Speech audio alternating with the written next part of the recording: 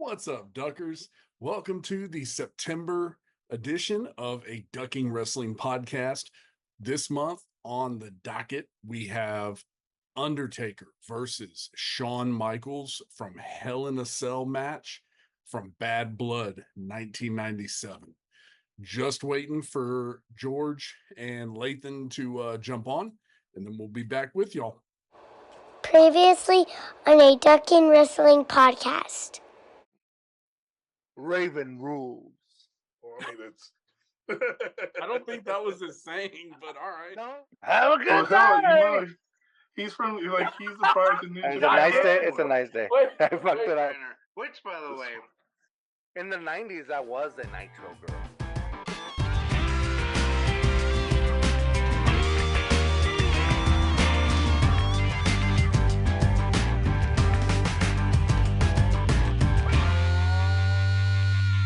Hey, everybody. Welcome to the September episode of a Ducking Wrestling podcast. We got the whole crew back together. We got Too Hard, Too Fast. We got the Chocolate Thunder. We are back. Daddy's here. Fellas. We are black, baby. I'm back. Big back. Yeah, we were missing Lathan last week. Unfortunately, he and his wife took a vacation. There were handcuffs involved on a headboard and keys were lost. But as you can tell, they were found and he is back. Welcome back, sir. But if you go to my OnlyFans and pay $9.99, you can see the full story in all of its glory. Link in description below. Yeah. George, what's going on, man? You know what I'm noticing between Lathan's chesticles is that it looks like he's got himself a good mic. Oh, yeah. We'll figure it out here in a little bit. See how it gets. I don't know what it's hanging on there. It looks like he's got just a bandolier going across his chest and has it clipped on. Oh shit! Last time I was on, did I have these Shawn Michaels, hair going? The Shawn Michaels locks. You were on last month. My hair grew fast, man. Since we bring up Shawn Michaels, we are reviewing Bad Blood 1997 in your house. Hell in a/the Cell. Undertaker versus Shawn Michaels in the first ever Cell match. This, I mean, I've watched this match tons of times. I love this match. This is one of my favorite matches of all time. I mean, the intros, everything is super iconic. You see it replayed on highlight reels for different things. So I'm excited to dive into this matchup. Guys, what did y'all think when we first decided to review this match? Man, it was fun going down memory lane. It's pretty nostalgic. It's been forever since I've seen it, and I just realized that I don't think I've ever seen the full match. I've only seen the highlights and the clips because I was watching it and I was like, I never went back and watched it afterwards. But I remember the Raw after going and seeing that they were showing the highlights to start off Raw because of everything that happened at the end, which we'll get into here in a little bit. But like, that's all I really remember leading into watching the next night because there were so many other moving pieces that were going on the television side, and they were still picking up something. They were still leading into Survivor Series, which you've gone into full detail about also. Mm-hmm. But yeah, it was so many moving pieces. But it was a good match overall from what I watched and remembered from the highlights back then. Yeah. George, what'd you think, man? This was one of the matches where I knew that it happened, but I've never seen it. Mostly like every other match that we review when it's in the old days. But so I knew it happened because of highlights, but I don't know what happened. I didn't know who won. So it was like, again, watching it for the first time. And it was pretty badass. Awesome. Well, before we get any deeper into it, go again rocking the Cowboy Revolution apparel. Go check out our socials for 15% off to get you all taken care of. And the jersey of the month, since we got college football firing up, start laying claim to our teams. Got them fighting Texas Aggies. Gonna be national champions this year. You mark it down right now. I don't know who Utsa is, George. Is that You just say, but you know what? Next time I wear just a U t-shirt. you get some duct tape and put over the SA? All right, I'm gonna have to go put on a burnt orange shirt here real quick. I didn't know we had a dress code tonight. I just came from the gym and just decided to sit the fuck down. But okay. Womp womp. Nobody likes to show off, Lathan. That's right. Oh, well, guys, this show took place from St. Louis, Missouri. Again, we're looking at October of 1997. Kind of the big reason that we're looking at this was the match that led up to this match was SummerSlam 1997. You had Undertaker as the champion versus Bret the Hitman Hart, with Shawn Michaels in the referee position. You have a screw up where Shawn goes to hit Bret with the chair. Bret moves. He nails the Undertaker. Bret pins Taker. We got a new champion. Starts a feud with Shawn Michaels and the Undertaker going into this match. The reason that this kind of got brought up was this year, 2024 SummerSlam. We had CM Punk versus Drew McIntyre with Seth Rollins as the special guest referee, and they actually paid homage to the Survivor Series 97 match. By their attires were very much inspired by the three guys from the 97 match. So we figured, hey, why not? Maybe at some point we'll see Punk and Drew McIntyre in a Hell in a Cell. So well, that's the rumor, isn't it? Well, I don't know. Because I don't know if CM Punk can hold up to it. I don't know if his body would hold up to a Hell in a Cell match. Well, we all know how I feel about CM Punk. But I would like to see him in a Hell in a Cell match.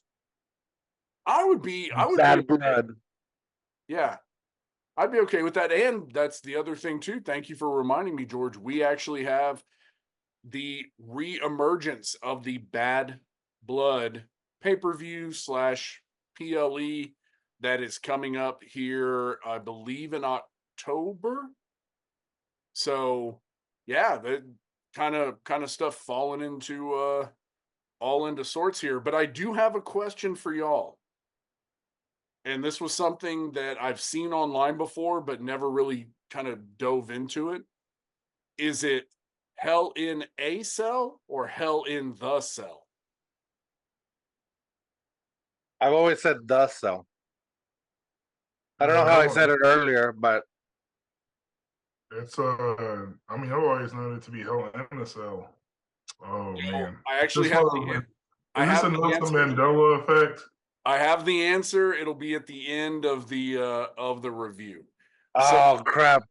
I think I've always thought it says. Oh my god! This is where my English comes into play. I think in my head it's always been Hell in the Cell, but I think I've always said Hell in a Cell. But, George is sitting there going, "Wait, I thought it was Hell in El Cell." En el Cell. El Cell. Oh man, he's drunk already. Oh man, I'm jealous. Well, I'm working on it. So, wait, what? No, I'm serious. I think this whole time in my head it's been Hell in the Cell, but I've always said Hell in a Cell. Damn, dude, that sucks. I know I have the answer at the end, so I will be able to clear it up. So by the time you go to bed, you're not laying there in bed like, is it or the? So we will have the answer. But one to kind of start it off, guys. We start off prior to the vignette for the match. We have an interview with Shawn Michaels, and typical kind of Shawn Michaels match with Triple H, China, Rick Rude standing there. This is really DX before they're termed DX. So they don't use the name DX at all throughout this match or the intros or when they're leaving. Shawn Michaels has his regular sexy boy entrance music. So I'm fairly sure this is prior to the actual naming of the team. Lathan, can you confirm or? Yeah, so I remember this more specifically from the TV standpoint. So like they were finally teaming Shawn and Hunter up. They didn't have an official name. They were just kind of teaming and just happened to have the same enemies, and so it's better to fight together than to fight these two entities separately. DX wasn't really Keystone until leading up until the Survivor Series match between Bret and Shawn when they had the backstage promo where they were being called a bunch of degenerates. So that wasn't the Monday after Bad Blood, but I think it was like 2 Mondays afterwards. Yeah, and I mean we're past, the curtain call with the outsiders. They're long gone. They're, NWO at this point. So yeah, the Click name was never really thrown around on TV as an official name. It was kind of one of those, like, oh, the Click. But yeah, I think we're a couple of weeks from it, which I found weird because you always associate Triple H, Shawn Michaels, China with D-Generation X. To see the early incarnation of just them together and not be referred to as DX is interesting. But well, we'll get to that here in just a minute. But yeah, Shawn Michaels always a great interview, just the cocky, ready to go, like he's the best at what he's gonna do, like no worries at all. Eat a bag of dick. Shawn Michaels is just the best, the best. All right, well then, I like. Oh wait, are you gonna talk about the promo part before? yes, yeah, Okay. yeah, Then yeah. I'll wait. So we get into the vignette showing kind of the issues between Taker and Michaels and what led to it. Little side note, I found it weird that they didn't show what happened at SummerSlam in it. They just showed Shawn Michaels beating the shit out of the Undertaker a few times with the chair. But they completely left out the SummerSlam incident, which I really found was weird. But did y'all well, I know Lathan caught it. George, did you catch who was doing the voiceover work for the vignette? Oh no, I'm bad at voices. No. It was Michael Cole. Mm. Like No, he I had didn't only catch that. A very young, bleach tipped Michael Cole. yes. Yeah, Frosted tips. I don't know when he started with WWE, but it had to be not long before this. About 96. Well, he's been Okay, there for a while. so Yeah. about a year. Well, I mean a year compared to, 27 years later, but yeah, it was early Michael Cole doing the uh vignette background. What'd you think of the video package, George? Are you a fan of the package? Um, I thought it was cool. I think I had to rewatch it a couple of times because I was getting because I was trying to figure out what actually happened. Like, how is this storyline being built? And yeah, it was kind of just it just looked like Shawn Michaels was attacking Undertaker for no real reason other than just to attack him, make a new enemy kind of thing. Yeah, it was weird. They left out the main cause of the whole them starting the shit. Which I don't get. I didn't get it, and they only mentioned that one time in the entire match. Lathan, do you have any inside information on why it was done that way? I have no clue. I wonder maybe to not showcase Bret Hart I am in any way. lost right now. No, it was. I don't understand why he didn't do it. I'm sure there was some kind of rhyme or reason, or it probably was just an honest mistake. But by the time they went through the production and sent it off and showed it to Vince, they didn't really realize what they had done, and they're like, we'll just run with it the way it is. It's still overall the production value. I mean, they know how to tell a story, right? But then the only thing that's weird about telling this story is like you just started me in the middle of the story and not really gave me the once upon a time part to get me there. But in the end, like it still was a really badass promo. So there was nothing that was wrong with it, and it was one of those times where like WWE was starting to really hit their stride on kind of getting the TV value back into their productions of promos and stuff. So really getting you hooked into wanting to watch. Because this is like in bigger picture, realistically, like we gotta remember this first like Hell in a Cell is the main event of an in your house pay per view. Nobody watches those, but everybody watched this one or tried to, or at least remembers it. So that gave it some extra cool points in that direction. So Yeah, for sure. George, do you know kind of the premise behind the in your house pay-per-views? No, and I think we've done another in your house, and I kind of asked about it, but Yeah, they were just kind of lower event. So, they had the big four: Royal Rumble, WrestleMania, SummerSlam, Survivor Series. Those were the big four every year. And then they would do it during every month or every couple of months, they would do an in your house and have a theme behind it. So like this was Bad Blood. The next in your house would have been December. That was Degeneration X was the name of the show. So they kind of moved away from them in 98. They kind of started moving away from using the term in your house, and they actually had the same like set that it would be just kind of the front yard of a house where they would come out. So yeah, it was kind of that was kind of their like, hey, we're gonna put some matches on pay-per-view. You should buy them at a cheaper price than what the big four are gonna cost you. yeah, and they tried to give away a house to get people to buy. Oh, that's right. That's right. I thought they did give away a house. Yeah, they tried. I think they tried it twice, and they just went away from it. Just kept the namesake up. Yeah. I wonder whatever happened to those houses. That would be worth fans Or closed. in the in the comments. Tell us, Google that shit and tell us what happened. But tell us who's living there and what the address is. that's right.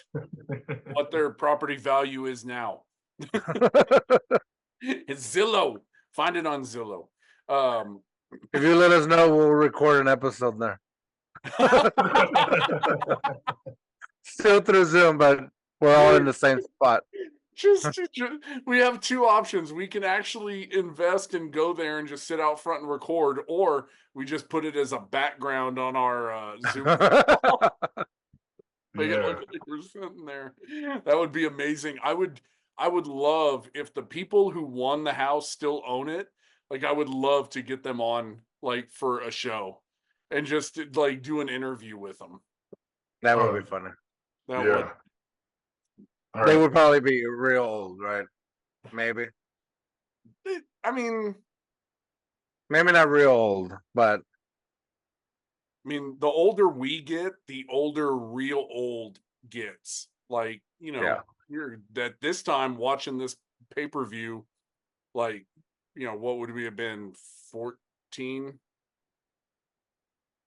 Yeah, 13 years old. And Lathan and I would have been 13. And, somebody saying, oh, yeah, I'm 40. And like, ugh, gross. Now that I'm on I would have been 10. Yeah. Now that I'm on the verge of 40, my 40's not that old. Oh man! All right. Sorry, not to go off topic here. It was given away. It was sold in 6 months after the winner got it. Damn. Right? Because of taxes. Ungrateful. And the guy was like, I can afford these taxes. Wow. People are so damn ungrateful. All right. So we have the Undertaker's entrance and his typical slow ass walk to the ring, which, you know, that's who he is. But I do have a question to pose to y'all. Do you prefer the slow lights coming on Undertaker when he raises his arms, or the boom explosion Undertaker and the lights are on? Which one do y'all prefer? Boom. The boom. George, I like it a boom. Metro booming. There is absolutely no way I say this without sounding kind of gay, which it's okay for everybody that wants to be there. I always liked Undertaker's surprising explosion. Yeah. Boom in your face. Oh man, when his dong used to come out, oh my god, it was amazing. There were so many times as a kid I was there just to listen for Undertaker's massive dong to come out, and then he just appears. Yeah. And then after a good slow couple of moments, he just 5 minutes later, boom goes the dynamite. yeah, you just get hit with this massive explosion. Oh my goodness. Wow. He's gonna kill me if he sees this. That's amazing. Oh man. Oh I'm man. gonna figure out a way to send it to him on Instagram. Oh, don't say we did. See, and back to kind of the topic at hand instead of the Undertaker's massive dong. I really kind of prefer the slow, like, lights coming on. But it had its time. Like it was kind of one of those cool things. I, he did the slower ones earlier on, right? And so it was cool. Did he? I think he No, it's like he was slow originally, and then he just started going with the big boom and towards the Attitude Era, and he just stopped doing it. Oh, he did go back to it when he was Ministry of Darkness. yeah, but then when he came back after the American Badass, he did the slow again. Oh, when his hair was just as short as George's. Yeah. Oh, that's right. See, that's what you have. You have post-American Badass Undertaker hair, not Shawn Michaels hair. I need to find a picture and put it side by side with George. Hold on. Oh, here comes some cultural appropriation. American Badass. Oh, I thought it was a do-rag.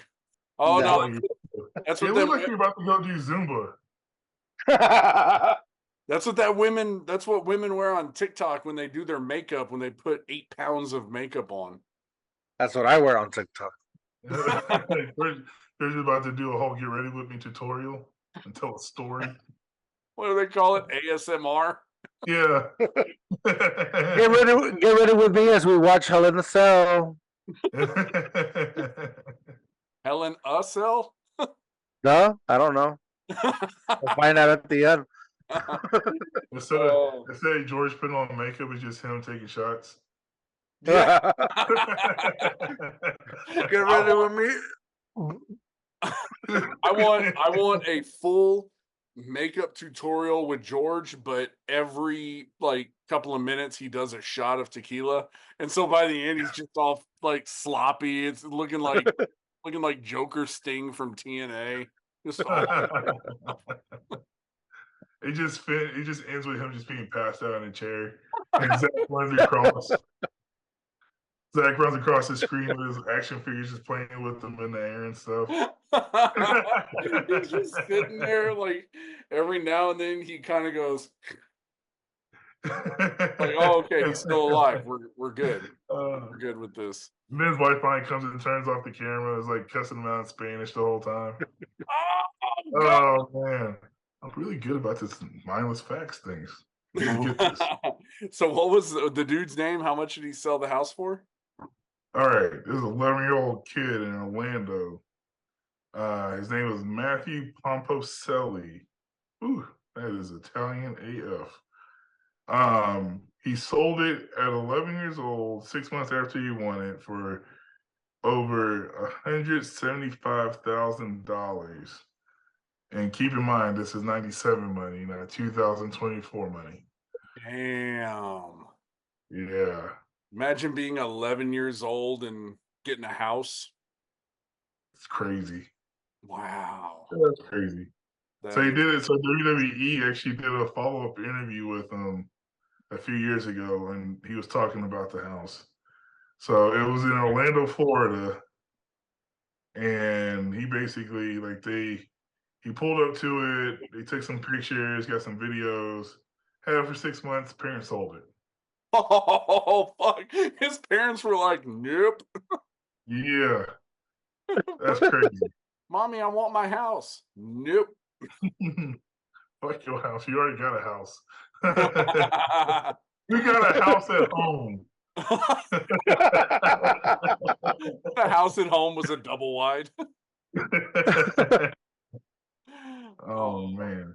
That's amazing. I would love to have that guy on for just a segment, just to talk about, like, okay, how did you enter? What was your reaction? Like, what? I'd love to know that shit. This can't be real. I'm just saying, like, there's no way, because now everything's like, you have to be at least 18 years old to apply for any kind of contest to win anything. That's why. Just So like- 11-year-olds don't win fucking houses. Back then it was a whole different thing. You can be whatever you want to be. That's crazy. Right? These are the mid 90s. Like 11-year-olds could own a house. He gets in trouble at home. He's just, all right, I'm going home then. Art. Screw you guys. Screw you guys. I'm going down. I can't pay the light, but I'm going home. So he has his actual Twitter is at Mr. In Your House. Oh, that's Oh. So oh, everybody that listens to this, go give Matt a shout out real quick. Tell him hi. Tell him some people are talking about him in Texas. Imagine he just dedicates his life to like actually No. breaking into your house.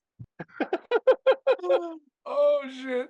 Well, He seems like a good, like a great person. Please don't boast that guy out.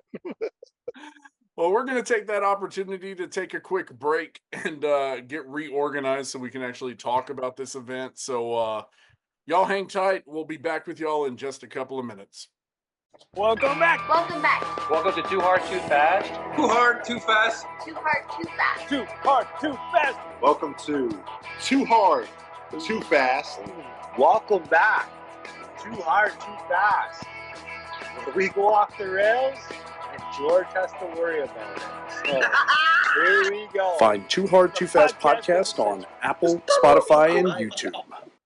Welcome back, everybody, from the little break, and had to get reorganized so that we could have 8 conversations going on. But here's another question for Mr. Hall and Mr. George. Are y'all fans of Teardrop Taker? I don't think I've ever really paid attention. Yeah, you've mentioned him quite a bit in our recordings, and that's the only reason I know about it. I've never paid attention if he Yeah, had he a just- teardrop or not. He just randomly, like, leading up to the Kane storyline, just started like drawing a teardrop. For a moment there, I remember thinking it was like this weird mole that like he just like kind of drew on for makeup's sake. But then I was like, oh, that's a teardrop. All right. I don't know what to make of this. I was like, when did Taker go to prison and when did Taker kill somebody in prison? Pinche Cindy Crawford. Yeah. I was like, it's a different type of Taker. I'm not really expecting it on my Taker on TV. And what I do you prefer really take? the Dirty Dom That's the Damian Priest style Undertaker. I didn't. I honestly, I thought it was stupid. I get it. I get why they did it, but I think it was. Why would they do it? Like, was it to say that he's taking lives? Well, no, the teardrop in like gang culture means you killed somebody. That's what So I'm saying. they're leading up. Well, they were leading up to the Kane storyline that he killed Oh, his family, and so he just okay. like he randomly had it, and then it was gone. So like, there's the That's a weird take, you know, yeah, for them it's to take. Yes. Grr. under. Oh, George is drunk and plunderful. We got drunk pun George tonight. Hey. Mr. Too Pun Too Fast. Uh, so we get into the match, and what I really liked about the beginning of the match was just how like terrified Shawn truly looked like once he got into the Hell in a Cell. Like if this was Hulk Hogan, it would have been completely like opposite. But Shawn Michaels going into the Hell in a Cell and then realizing like, oh shit, I'm actually in here and I can't get out. And he's looking around, he's looking up, and Undertaker just starts whooping the shit out of him. Like the first thing I thought when Michaels is taking these bumps and the big boot and everything, I'm like, you know what? Bret Hart would not bump around like this. And that's why Bret Hart's not the best there is. Was. Well, Bret Hart would have started talking about how Goldberg ended his career. Like you're trying to call spots in the ring. He's talking about Goldberg's going to kick his head off in 4 years. Goddamn Goldberg's gonna. I told him, don't hurt me, Goldberg. Oh my goodness. Don't hurt me, Bill. Oh, but when Undertaker got Michaels and was giving him kind of the shoulder bumps and stuff, and then he twisted the arm, and I was like, old school. Oh, wait, nope, this is just regular. This is just it. This is just cool. There's no old school at this point. This is just school. What did y'all think of the start of the match? It was good. I mean, it leads to a lot of anticipation because it's the first time. Like, I remember writing this down in my notes. It's like you got to remember this is the first time that they're actually like debuting the Hell in a Cell. So there's everything can be left up to chance. Like it's just two men that are known for carrying the company in the ring, going at it. So it was that. Then that's the mindset you go back to watching it back. But it was definitely a good way to start off. Shawn really hamming it up, being the good entertainer he is at the time, even with all of his demons and everything. You mispronounced great. Good. The amazing entertainer he comes to become. So yeah, it was really good. It was a good way to start it off. You got both the entrances. I was listening to a podcast earlier, and I forgot and didn't even realize this. This was Vince McMahon's last seated commentary for this match. Oh, yeah. Fun fact there. Drop that. There you go. Last time Vince McMahon was on color commentary at the table. Bad Blood 97 in your house. wow. He's got that awkward call, like where he's like, look into the eye. There's a giant. Like he like had a little mini stroke. Dude, it's I forgot how entertaining he can be sometimes when you put him on a microphone for a commentary. Yeah. Yeah, for sure, man. This match with Vince McMahon having the 3-man team with JR, King, and Vince was actually really entertaining. Like Vince was good at the commentary table. Like I always enjoyed him behind the mic doing that stuff. As an interview person in the ring, meh, but Yeah, I enjoyed the Vince McMahon commentary during the match. George, what'd you think about it, man?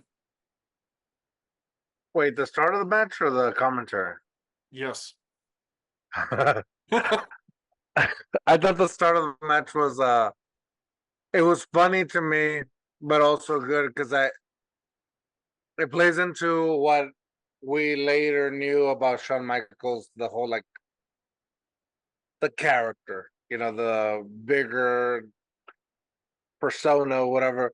Whereas like he's all brave about it at first, and then once those lights turn on, he's like, "Oh crap!"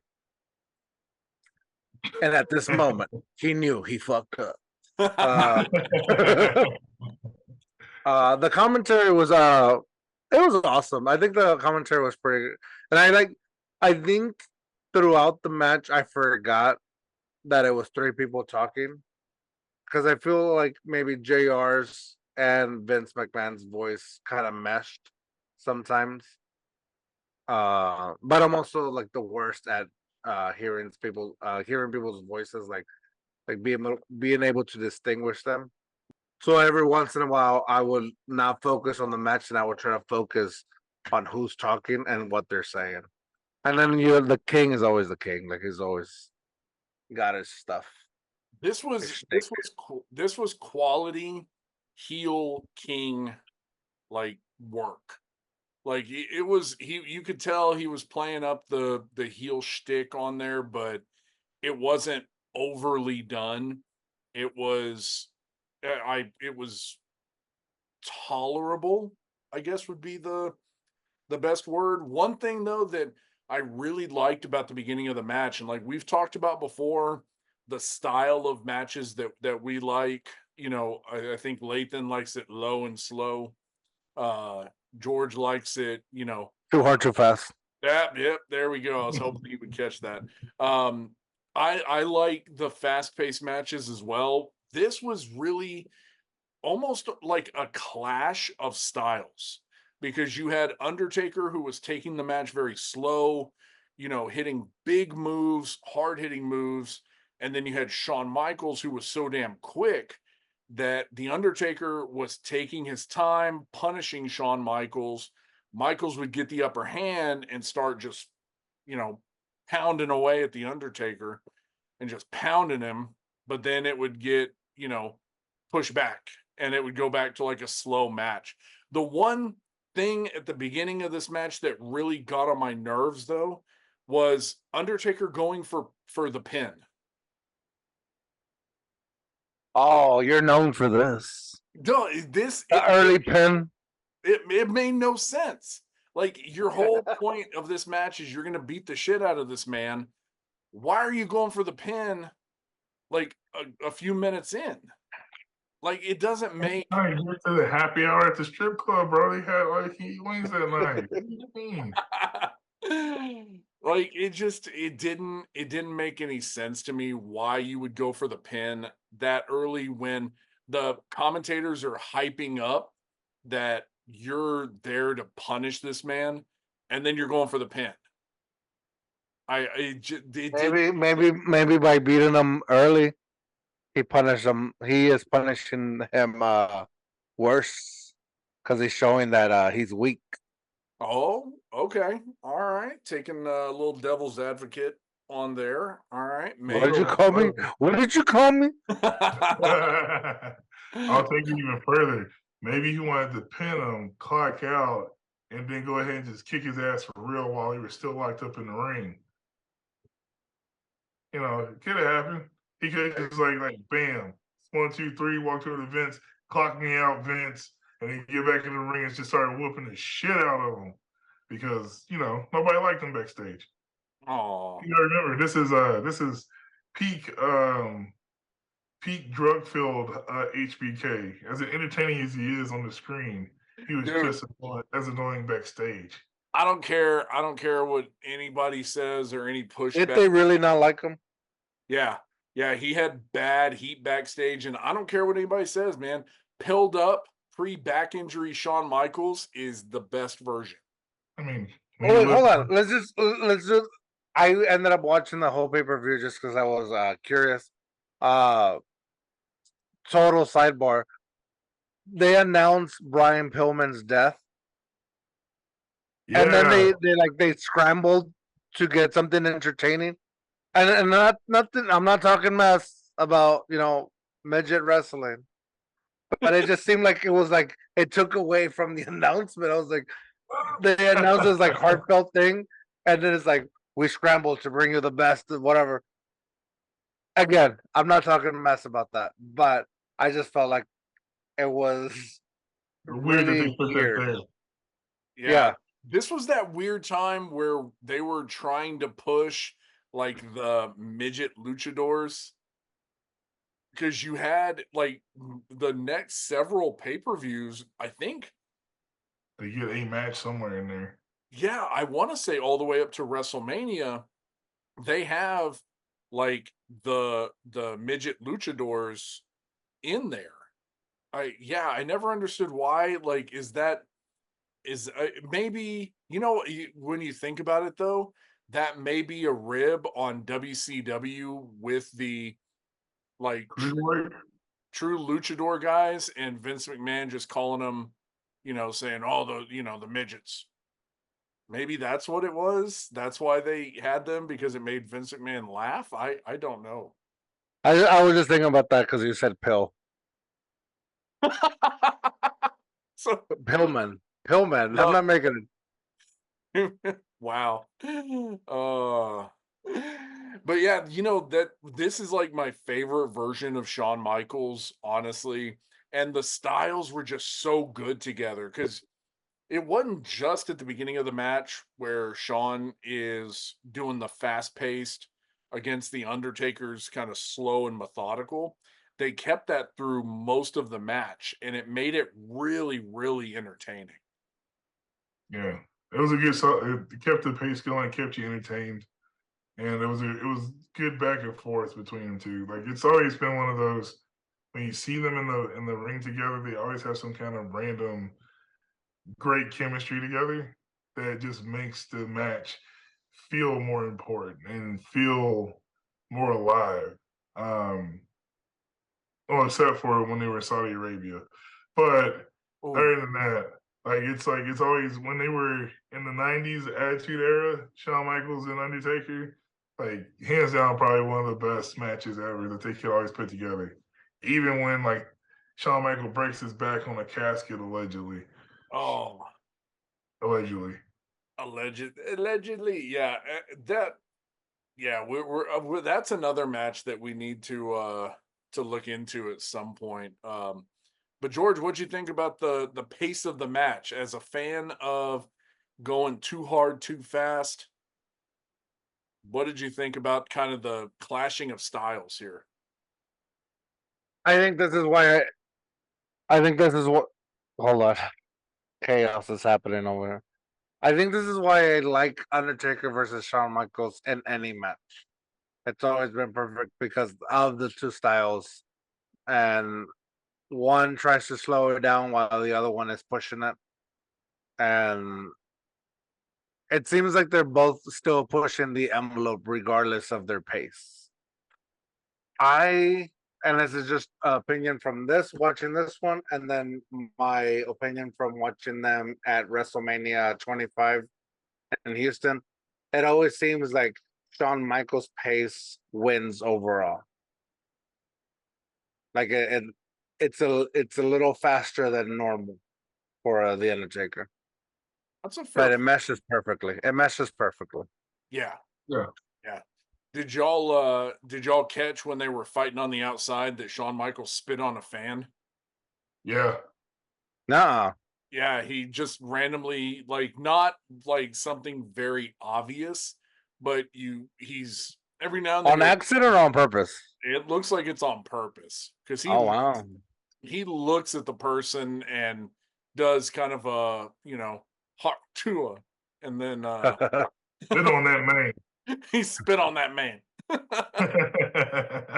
Before they get to the outside, when they have the where Sean falls on the cameraman, Oh yeah, was that a legit thing or was that like Oh, that was part of it. I think I was watching that part, and I thought that was Too Cold Scorpio for the longest time. Dude, me Like, too. Granted, I was like, okay, this is gonna sound weird, but in the WWF in 97, 98 time, there's only one black dude I know with a ponytail like that. And I'm like, that's Too Cold Scorpio. Hey, you mispronounced Flash Funk. I said what I said. Dude, forever I thought the same thing. And actually, when I was watching the match, I actually pulled it up and I was like, who was the cameraman that Shawn Michaels hit in Hell in a Cell? And yeah, it's just some random guy. Because to this day, I was like, did they really put Too Cold Scorpio in there and thought nobody would like recognize him? But alas, it is not him. But that brings up my question. Why did Shawn Michaels hate cameramen so much? Because this isn't the first nor the last match where he beats the shit out of a cameraman. Now they're just in the way all the time. And you know him, he's always flying all over the place. Like it's just kind of he gets distracted. Like he gets distracted. He's like tunnel vision on flipping over here and over there, and then like instead of the ground cushion it's fall, it's the cameraman. Like how dare they be there doing their job? Yeah. Yeah. What do you think is like it happened once and it was legit, and then after a while it was like, You should just let's do make it your thing. Let's just make it your thing. that. You're no longer the Heartbreak Kid. You're the Camera Break Kid. Yeah, I think in this match, though, they set it up really well because you had a couple of instances where Shawn was getting messed with the camera. Like he was getting in cords or there was somebody in the way or something. And then he just loses his shit, beats the shit out of that one cameraman. That allows them to open the cell, which is how they get outside. Yeah. So then I guess it was a work. Like it wasn't like a real thing. No, Yeah, it wasn't. I think this time it was a work because it allowed for the shenanigans coming up to begin to hit outside the ring, which brings us to the last commercial break that we're going to take. We will be right back with y'all in just a second. Hello, wrestling fans. This is Fanboy Dave. Catch myself, Big Kev, and Jeremy from Brothers of Discussion weekly on Spotify, Apple Podcasts, and any other platform you use to listen to your favorite podcasters. We talk about WWE mostly and have a real good time giving our takes. And every now and then, might throw a little shade at AEW. So hope you give us a shot. You won't be disappointed. It's not Xavier Wood. Welcome back, everybody. We're still trying to debate on who the cameraman was that got taken out by Shawn Michaels, because Lathan thinks it was Flash Funk. George thinks it was, I guess, an 8-year-old Xavier Woods. We just don't know yet. Someday, maybe we can find the guy. It could be both. They switched out under the ring. Well, no, Yeah. Sergeant Slaughter made sure nobody was under the ring. Oh man! Speaking of which, before you go back into the match, I remember them doing that. I was like, "What is going on? Why is that a thing we're doing?" We're looking at all this, like it looks like they quickly put the ring together and then like realized people were starting to like finally like make their way to their seats. You're like, "Oh, we're done. All right, just sweep everything else underneath the rug, and we don't have to worry about it until afterwards." And then for our main event, we just go and show everybody how terrible a job we did actually cleaning up. We got to come in. Well, what I was trying to figure out, we kind of taking a step back for a minute. What I was trying to figure out is, okay, who are you looking for under the ring? Like Triple H, Rick Rude, Chyna are with Shawn Michaels. Who's going to be under the ring? X-Pac, baby. He was still in WCW. Yeah, he was I don't know. Or maybe under the ring. They had to check. Woggle. When he was 2? I just El Torito. Just a little baby Hornswoggle or El Torito crawling out. Dang it.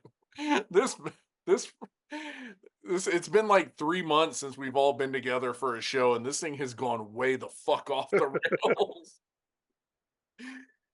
Oh, so getting back into the match, did y'all see that gnarly drop kick that Shawn Michaels did to Undertaker just going like he kicks him and goes flat back onto the fucking concrete? Yeah, when they were outside, yeah. Yeah, I was Like like, it was a little combination though. Like there was like a couple hits before that, and then he just jumped and bam! Like it looked cool. it did look cool, I'm but sure I'm it like, hurt. yeah, oh yeah. Yeah, I mean, I'm sure he was feeling no pain at that point, but like, dang, dude, save a little for the rest of us. Like, to calm down there. And then you get those moments where Undertaker is just javelin throwing Shawn Michaels into the cell. And that's one of those moments that like for years afterwards they continued to show as like highlights for Hell in a Cell because it's just so gnarly looking. And then you end up Shawn Michaels just busted open, doing the like heavy bleed. And I mean, it just the imagery there is just so like so good. Just Shawn Michaels hitting the cell, bloodied up, just beautiful. You know, when that happened, I rewinded it to see after he hits the fence at what point he cuts, and then I was like I couldn't spot it, but I rewinded it a little bit more before he hits, and right before he does like that little I don't know what it's called, but like he throws them up. You can see Shawn Michaels for like a split second go. He's already busted himself open. So as soon as Oh, he hits the fence, he's already bleeding. It was oh, perfect. It was perfect. It was yeah, nice. that's some damn good timing. But yeah, it's like I had to like do it and then slow it down and pause it. And he's doing this to where it looks like he's holding his head, but he's cutting. Look at It was George perfectly done. putting in the work to get the inside shit, man. Look at Good you. job. Rip his Hey, way to show up, George. Welcome back and way to show up. right? I've been out here, baby. I've just been waiting. Waiting for a couple of shots. Oh man, one thing that I gotta bring up, and it I had forgotten about it, is that Shawn Michaels and Undertaker go on top of the cell, and they have a pretty intense exchange on top of the cell. Like I remember the Shawn Michaels coming off the side and going through the table. That's an iconic image. I completely forgot that they were actually up on the cell throwing down. Like you had the backdrop and you had the body slam. Like I feel like this was such a good match, but the extreme shit that happened in the Mankind Undertaker match a year later overshadows some of the stuff they did in this match. Yeah. And when I was watching this back, like I was watching it for the first time, I watched it a couple times just to get more notes. But when they first get up there, the first thing I noticed is the same thing that was more detrimental for the second time around they did this. Those fucking zip ties holding everything together. Like, and now that like I was looking back at it, I told my wife, I was like, did they not did they just keep the zip ties on from the first Hell in a Cell and deconstructed it and kept them together? And that's Folded why it they up. kind of popped a little bit differently? They just Because folded it up with the zip ties. yeah, they looked a little bit stronger this time around. I mean, granted, like the difference between Mick Foley and Shawn Michaels is plus 160 something pounds, give or take at that time. But Yeah. still, like, it just feels like there was a different, unless they got the wrong zip ties from ziptiemart.com for this show or something. But like, it held up differently this time than the second time. And I was like, okay, Because there was a couple times I thought Shawn Michaels might be going through the ring, but like no, they stayed up there and then he rolled off the side and fell right through the table. And then they had to get the Spanish announce table involved. It was almost like Shawn just dropped and he was like, "Oh shit, wrong table broke." Wrong table. It's always the Spanish announce table. Like, why was it always that table? Like, the French table is right next door. You couldn't jump on theirs. No. Oh man, that was too funny. But I just remember, I was like, there's a point I was like, what if Shawn Michaels just laying there after hitting the table and he looks up and it's like Vince right there. He's like, oh man, I was supposed to hit the other table. Shawn Michaels just laying there on the Spanish announce table, like, "Si se puede." He's like, I saw your uncle in San Antonio the other day. You know my trainer. Oh man. Oh man. So George, what'd you think of the exchange on top of the cell? I was thinking if I went a little negative. I was thinking like, oh, did mankind see this happen? And they're like, how can I do it better? Yes. Like, yeah. I guess, yeah, obviously that's what it. Well, I don't know. Maybe that's what it did. But that's what I thought. I was like, how can I do it better? And then, yeah, I saw like the hits or like the slams on it, and you kind of saw like some of the fence like bending. But then you realize like Shawn Michaels is not as big as Mankind. So, Yeah. you know, whatever's holding that thing together was not holding strong the next time around. Yeah, it's actually pretty well known kind of story that Mick Foley tells was when he was told that he and Undertaker were going to do a Hell in a Cell match, that he's like, I made the mistake of watching the first one sitting next to Terry Funk and trying to figure out, okay, how am I going to top this one? And Terry Funk going, well, Cactus, why don't you start out on top of the cell? And that's why in their match he's on top. He like immediately goes and just gets on top. So yeah, that's pretty funny. Let me ask y'all. I do want to say this real quick since we're talking about a little bit of the Mankind. I got to meet Mick Foley here in San Antonio. Awesome guy, not like CM Punk. Like super nice guy. He signed an autograph picture of him falling off the on the cell. He also signed an action figure, which my dog got destroyed it, and I got super angry about it and sad about it. But I still have the picture, and we took a picture, me and my wife, with him. It was so random. It looked like we're taking a picture with our uncle. Like he's just sitting down, like at a random table, and he's like, "You guys want to take a picture?" Like, yeah, we do. That's pretty awesome. He seems like a genuine guy. So I'd be pretty down to meet him. So kind of, and actually that's a great kind of segue into my next question. JR's call when Mankind goes over the Hell in a Cell and goes through the table, right? We can all hear it in our head. Is that as iconic or is the Jerry Lawler commentary of the incoming when Shawn Michaels is falling down as iconic as the JR, good God almighty, he's broken in half? No, not the top not even close. Yeah, not even close. I don't know. I don't even like the King like that no more. Weird motherfucker. Incoming? The fuck? No. Well, it's like JR is reigns better for so many different reasons, but literally for the main reason of like, yeah, he actually may be broken in half. Yeah, like I was thrown off. Like there was a moment where Mark Calloway could have murdered somebody, and we're all a witness to it. Yeah, doesn't he say somewhere like in an interview where he thought like he actually killed him? Yeah. So especially come in, it's like, oh shit. Just another day at the office for the Undertaker.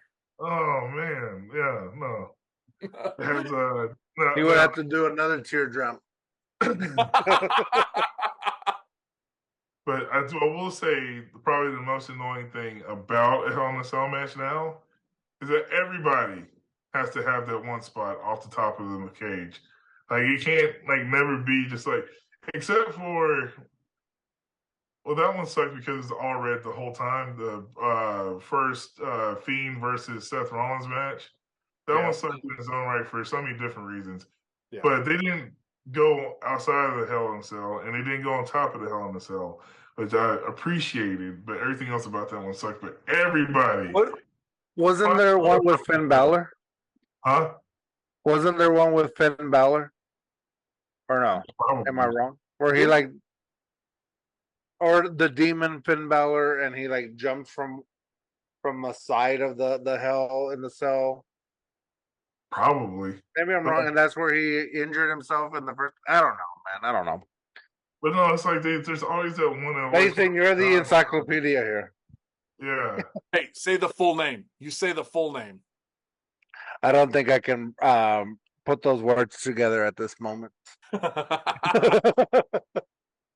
I think Black Tanica Encyclopedia.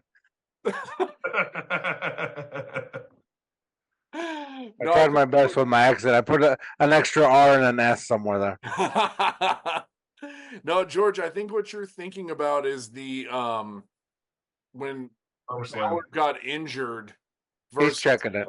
versus Seth Rollins. That was at SummerSlam for the Universal title. And no, fucking Seth Rollins did the running power bomb and threw Balor into the corner. Right. I think I mixed it, but I'm pretty sure Finn Balor was in a Hell in a Cell, and he jumped like from some side little thing that they had. Man, I don't know, man. It doesn't matter, I guess.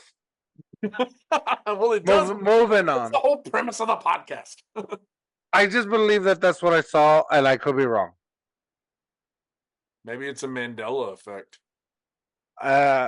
It's a too hard, too fast. We don't check facts kind of thing. But we're on the wrong podcast here. And we'll leave it at that.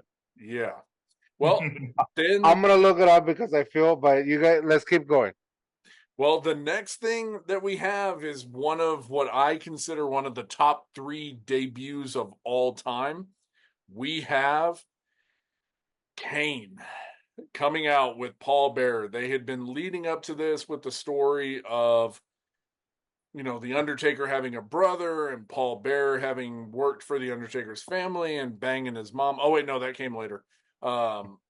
And, saving his little brother. Hell in a Cell with Finn Balor and Edge. It was Edge. That's right, with Edge. That's what I'm remembering. Okay, yep, that's right. Sorry. Nope, we checked facts. Same match, different person. Here at a Ducking Wrestling podcast, we check facts. That's why we don't do it on Too Hard, Too Fast. It takes too much time. Somebody else can do it. But yeah, we got the debut of Kane, fellas.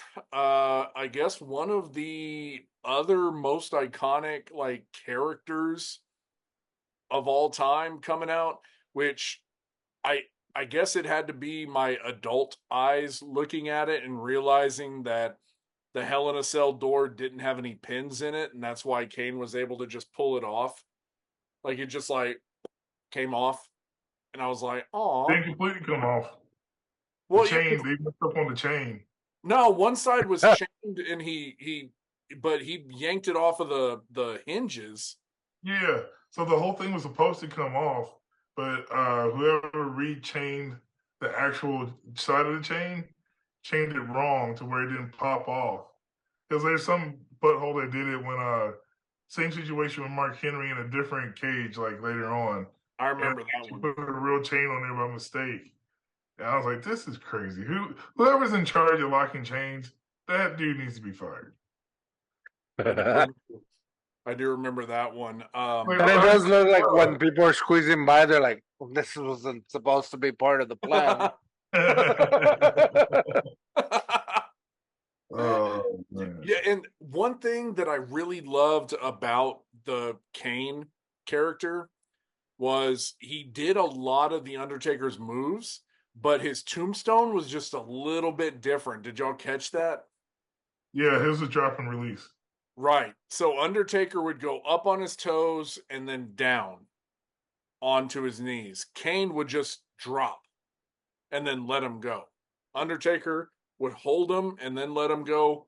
Kane is like, boom, and let him go. Yeah. So I love that little like bit of difference. It's like, well, it's the same move. Well, is it? Two things real quick. When I'm watching the match with my son, and he kind of watches Kane take off the door or the thing off the hinges. He's like, just like that. And I was like, no. Like he goes, okay. And I was like, the difference between us back then watching it to him watching now, like WWE, where it's more realistic to nowadays. Where and he knows what the difference between whatever. So I was just like, dude, this was pretty cool back in the day. If I would have watched it back in the day, it would have been realistic. Um, the other thing I noticed is when Kane is getting ready to do the tombstone, like he does like several movements, like he's about to hit it, and you can see Undertaker going, like he's kind of like playing like he's knocked out, and every time it looks like he's about to hit it, Undertaker goes like to lock, and then he's like, oh, he didn't do it, so he like relaxes again. He does it about 3 times, and then finally the third time he actually does it, and then you can see how like he kind of like holds himself up to keep himself safe. But it's like so dead on the camera. I'm like, oh man. Yeah, Kane like spins a couple of times. Yes. Like, real weird. Like, I don't know if he was looking for the hard camera or what, but yeah, he like turns and turns and turns and then does it. It looked like a glitch in the 2K24 game. That's funny. Yeah. Well, Yeah, it did. Or Was it funny? And that was like a fake laugh art.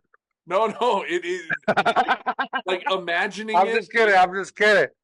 Doing the imagery in my head, like of 2K24, how fucking glitchy it can be. Like just like he's gonna do a tombstone and it's 6 feet above the mat.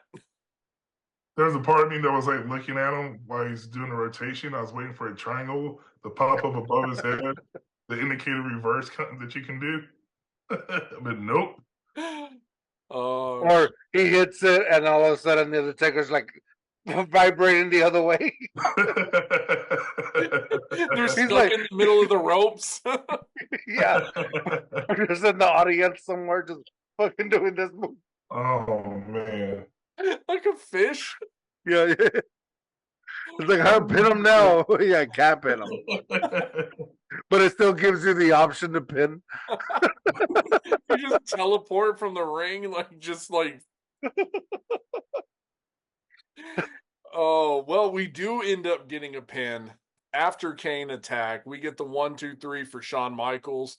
That dude, like he was either absolutely dead and had to be helped out, or he sold that so fucking well. So Shawn Michaels comes out on top of the Undertaker with the assist of the debuting Kane. So, fellas, or the ref, let's give some props to the ref. Was that Earl Hebner? Yeah, good old Earl. That was good. I liked his little, like the slowest 3 count ever. Dude, that was like a 33 count. Like, is he gonna jump up or not? That's what it was. Yeah. That was a slow ass 3 count. That was crazy. But let's go ahead and give our ratings. So who wants to go first? Oh, out of 5. Dude, I'm gonna go 4.3. Ooh, okay. Very generous, but very accurate in my opinion. Okay, why? So why the 0.3? I think we could all kind of agree that the 4 is appropriate, but what I don't knocked it? know. I don't know if it should be a higher point, but I think it was I don't know. I think the fact that Kane interfered, it left me like, who would have, should have won in that case, and I feel like that would have made it a little bit better if it was like a clean finish somehow. But also, there was a little bit of stuff like where Shawn Michaels is hanging off the cage, he's looking to see where he's gonna land. That kind of like threw me off a little bit. Where Mankind's like, just fucking throw me and throw me hard. Throw me hard, daddy.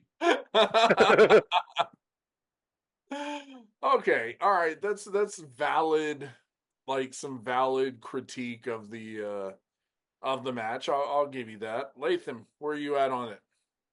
Man, this was a solid 4.8. Listen, fuck Dave Meltzer. I'll give flowers to badass matches in WWF as much as I possibly can. And this was one of those that like I remember wholeheartedly being emotionally invested in their feuds. And and at this time, it was really good storytelling that they end up doing between covering two different feuds. Like it was slow, easy transitions, storyline to storyline. Like this put a bow on their feud for now, and then opened up the feud that would then lead us to like the Brothers of Destruction, where it's Kane versus Taker at WrestleMania, and it leads us to the Montreal Screwjob, and like we keep on going. Like nothing falls off. We just keep the story moving in different chapters from here on out. So and then just on its face value of it being the first time we had something like this, and given the work rate of both Taker and Shawn at the time, like this is probably them at their prime and like carrying the company the way they were supposed to in this era to get those ratings up to make sure that like WCW has some true competition on the athletic side. Like, you could not talk about this the next day, and you were talking about this a couple days later. Especially with them debuting Kane the way they did, and going into it, I remember asking my son, like knowing what I told you about the history of what's going on leading into it, who do you think would have won this? And then he was like, I don't know. I just think like George said, like it could have been a clean pin. Maybe it would have been better, but like it came to a conclusion in a way that it didn't make either one of them look weak. As a matter of fact, you completely almost forgot the reason that Undertaker lost is because his little big ass brother came out to tombstone him. Or it would have went on probably for another 10, 15 minutes with just them two going back and forth.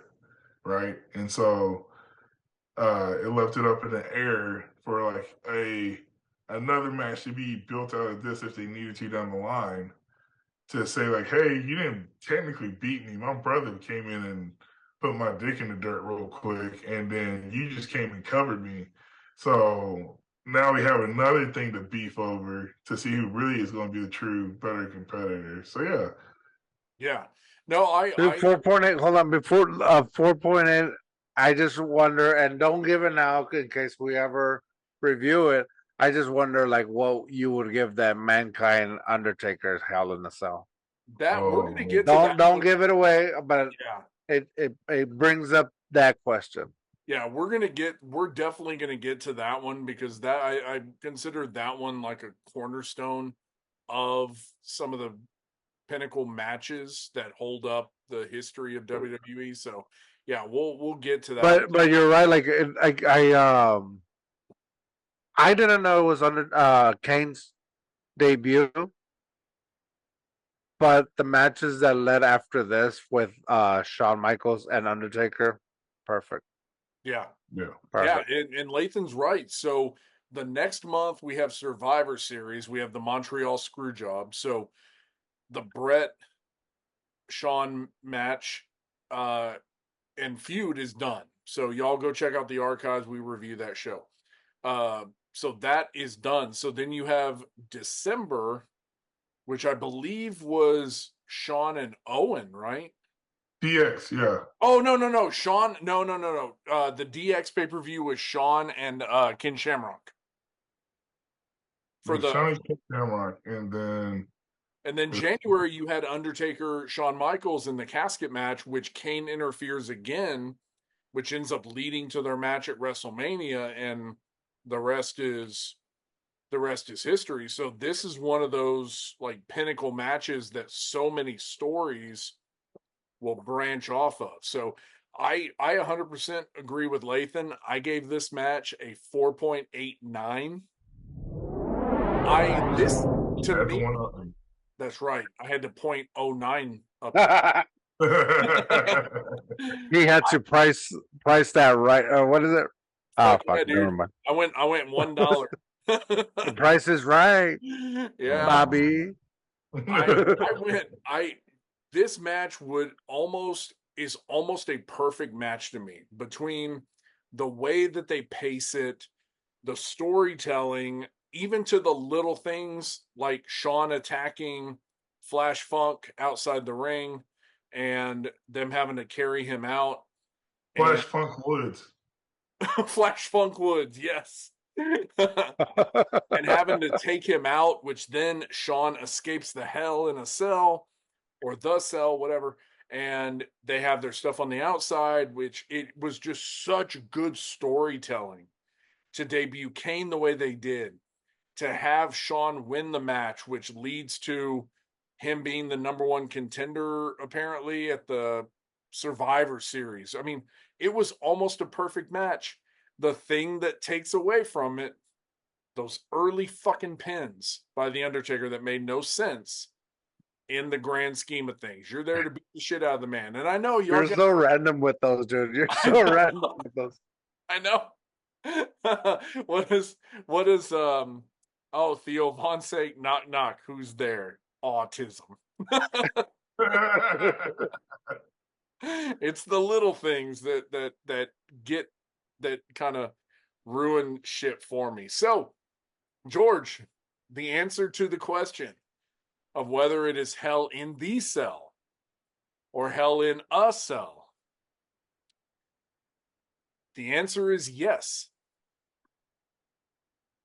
What? How about hell in the cell, not the cell? The cell, el cell. DA. So yeah, the answer is throughout the match, King, Vince, and JR call it Hell in the Cell. The promo stuff, which I'm gonna post on here, so audio listeners, go check out the Rumble or YouTube to see it. The promos for the match call it Hell in a Cell. So both are correct. That's why in my brain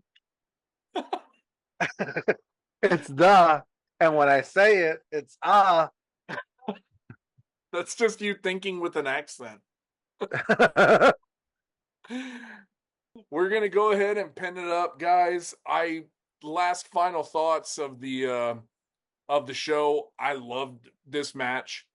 It's one of my probably top 5 matches of all time that I enjoy. It's a well-known fact that I'm a huge Shawn Michaels fan. This era of Shawn Michaels, I think, was one of the best because of that added attitude. So I loved it. I'm glad we reviewed it. So I'm calling it now. CM Punk, Damian Priest, Bad Blood, Hell in a Cell. Hell in a Cell. Damn. That's not a prediction. That's a spoiler.